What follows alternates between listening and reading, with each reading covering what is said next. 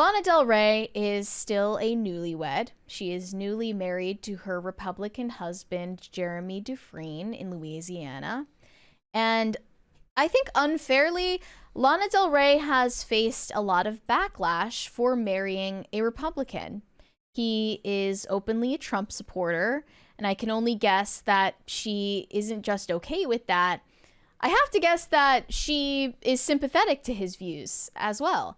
And coming from a very far left place like the music industry, I understand that she is not in friendly company when it comes to that type of decision. So while she was giving a speech presenting an award to Jack Antonoff, her music producer, at Variety's Hitmakers event, she credited Jack Antonoff's example with encouraging her to get married to what she describes as an honest partner. And this is something that she says she needed. She needed to find a spouse like this because she works in a morally bankrupt industry, which is the music industry. And I totally understand where she's coming from with that. You need some type of something to hold on to that's real. So let's take a look at that clip on X. It's a big reason I waited so long to get married and why I met my amazing husband. And I really feel like there's kind of a singer's curse around like meeting an honest partner who has no skin in the game, no dog in the race. And it's super nerve-wracking to have to kind of hold on to an innocent perception of how things could go when you're in an industry where maybe your values and your morals don't quite match up with what's going on. He's a big... Shocking.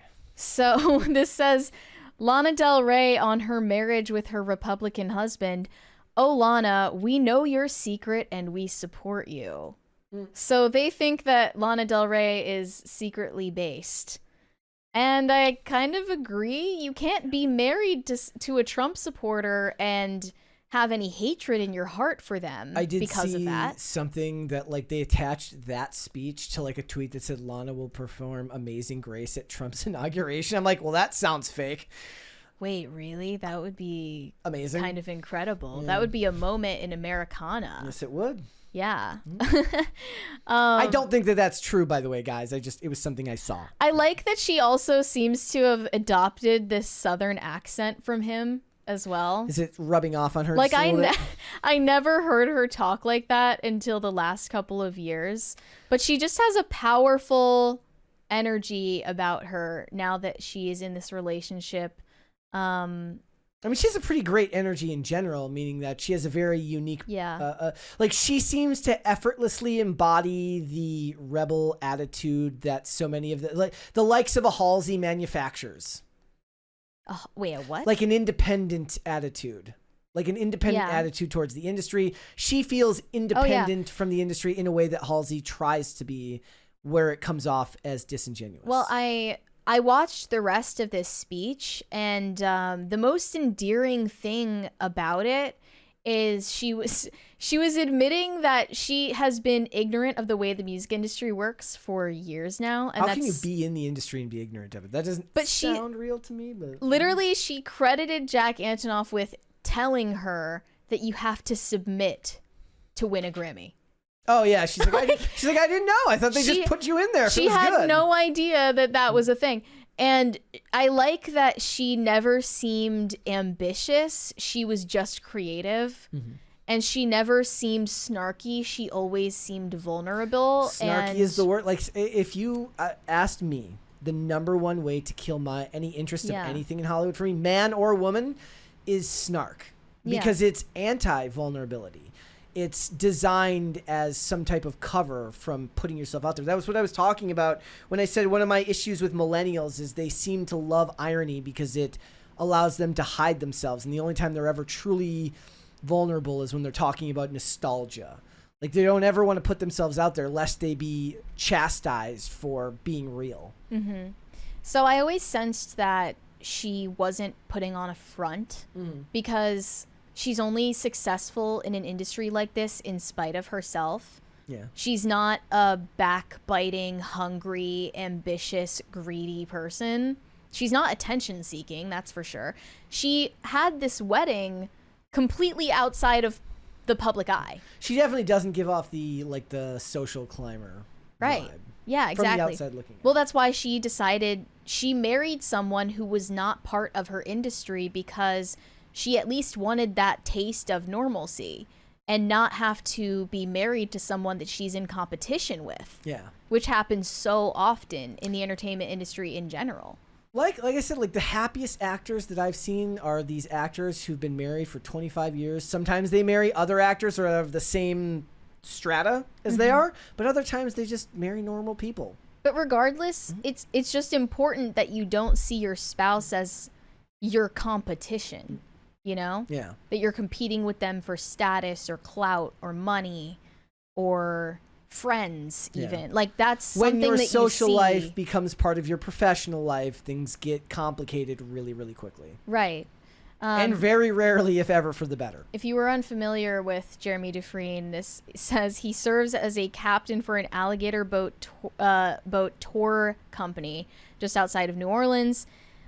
Jeremy decided that life at a chemical plant working 7 days a week and shrimping on vacation days was not his calling. After a little convincing by his family, he got his captain's license and started running tours. He quickly realized this was a great fit and never thought of going back to his previous career. Jeremy's a great airboat captain and loves interacting with wildlife and his customers. Find yourself an airboat captain, ladies. He's just a humble alligator tour guide. That's good. And she's a pop singer. Can I make it any more obvious? They will write songs about this for generations. Truly, it's a love story for the ages. But I saw Peachy Keenan tweeted, Lana Del Rey comes out as a marriage appreciator. Gwen Stefani comes out as a devout Christian. What is happening? I mean, look, I'm going to be completely honest. Since I am an extremely cynical person, nothing is happening. No, the opposite. Whenever this stuff starts to happen, I just think it's a bunch of opportunists latching on to what they think the changing and prevailing winds are in the culture. Well, you did mention that you saw the Gwen Stefani ad, right? The Hallow or... Do you have it I don't, now? I think you sent it to me, right? I can send you the link if you want. This one right here? Yeah. She's doing a promotion for Hallow, which is the most popular app for Christian prayer. Yeah, here we go. Christmas season has always been my favorite time of the year. It's a season that we get to celebrate the birth of our Lord. This year, I'm excited to share that I've partnered with this amazing prayer, meditation, and music app called Hallow on their 25-day prayer challenge leading up to Christmas called Advent Pray 25. Join me and millions of other Christians around the world as we celebrate together the truth that God so loved the world that he gave us his only son.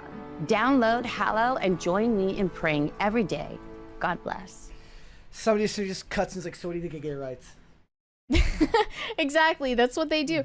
Now, Gwen Stefani is promoting this prayer app. She's still married to Blake Shelton? She is. Okay. She's still married to Blake Shelton. Mm-hmm. So Gwen Stefani is promoting Hallow, this prayer app, and then she gets a barrage of negativity simply for being Christian. Yeah. As far as I can tell. I didn't even know this, but apparently when she was going on tour with No Doubt, she still went to church on Sundays. I had no idea that. That's crazy. And she's Japanese. That's crazy. I'm going to let you know a little secret. The other day, Olivia asked me to get an Advent chocolate calendar. Okay. I had no clue what the hell she was talking about. Wait, you never had that growing up? No. You never had an Advent calendar? Not look, it was the chocolate part that threw me off. I was like, what the hell is that? I was like, do I find that in the candy section or do I find that in the calendar section? Where the hell do I go? What on earth was your childhood? My childhood was amazing, okay? The point was, I had no idea what she was talking about. You never had an Advent calendar. I didn't, I don't think so. That's crazy. Maybe I did and I don't remember it. But I mean, they do suck, but when you're a kid, you don't care. Yeah. She bought. I feel sad for you. She got. I really feel sad for you. She's eating the chocolate from the Advent chocolate calendar, or I'm like, do I ask them for the... First, I'm a guy, so I can't ask for help anyways. But do you go to the calendar section, or do you go to the chocolate section? Where do you put it? They ended up not having it where I was going. We had to go to Walgreens to find one. I'm actually still in shock that you didn't have that growing up. So I feel so sorry for you. My issue with these types of stories, Lana's a little bit different because she's kind of always been against the culture, right? As we've discussed. But as the culture shifts, celebrities will start, latching on to things that they might not have had strong opinions about beforehand. Now, certainly that doesn't seem to be the case for Gwen Stefani if she was, in fact, going to church back then. But maybe she doesn't take this sponsorship with Hallow if the culture hasn't shifted a little bit. True. Tastes are shifting. Yeah. And they need to stay relevant. It's sort of like what we were talking about in regard to Sebastian Stan.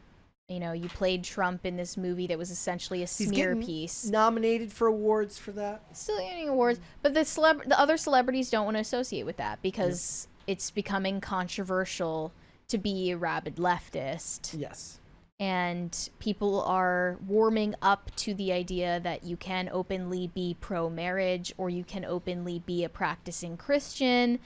And it's a safer time to do those things. It's also a safer time to be a Trump supporter than it used to be. Oh, yeah. Or to be married to one. I did a video last Friday. I think it came out on Sunday, where I talked about the guy who wrote YMCA. Originally said, I don't want him using my music. But then it went number one on Billboard. And he's like, you know what? Maybe this isn't so bad. And then he actually, but that's one thing to be like, look, originally what happened is he said no. And then he realized that they had gotten the license to use it, at his rallies. And that's one thing to be like, okay, I can't do anything about it. Because that's my point of the segment was like, did you know that there's an actual Wikipedia page just for the artists who have told Trump he can't use their music? Yeah. Yeah, a whole list, A to Z. But he didn't just... Because it became a virtue signal. But he didn't just do that. He then went and thanked Trump for it, which is a vastly different thing than just saying, I guess I can't stop him from using my music. All of these are kind of small events that shift a larger scale change in the culture. Like John Jones doing the Trump dance after the UFC fight. Though I think that's a little bit less relevant because the UFC's been based for quite some time. It's when it started making its way into the NFL, all of these other places. But as you said, we're seeing this now happen with certain aspects of religion and Christianity coming back. Ordinarily, I am the more cynical of the two of us. And I do about understand people's motives. I'm always cynical about people's in Hollywood. But I do understand exactly where you're coming from with that. Completely understand it. Yeah, not one. But does your faith, however, encourage you to give them the benefit of the doubt? It's kind of like what we were talking about the other day. It's like, who are you? Like, what was it we were talking about? There was another celebrity who did a brand deal with Hallow, Liam Neeson. Yeah, and that was controversial because Liam Neeson has been openly pro-choice. I mean, not really even just passively like, woman's right to choose, but he's like passionately pro-choice. Like he's pro-abortion and identifies as a Catholic, which is contradictory.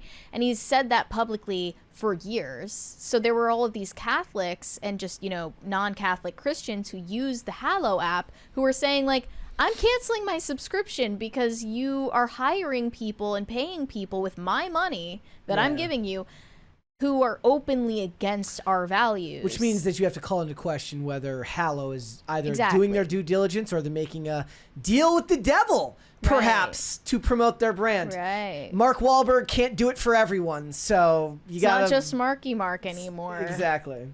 Thanks for watching. Listen to full episodes of Pop Culture Crisis on Spotify. Keep up with us on social media and make sure you subscribe and ring that bell so you never miss the show. Bye, guys.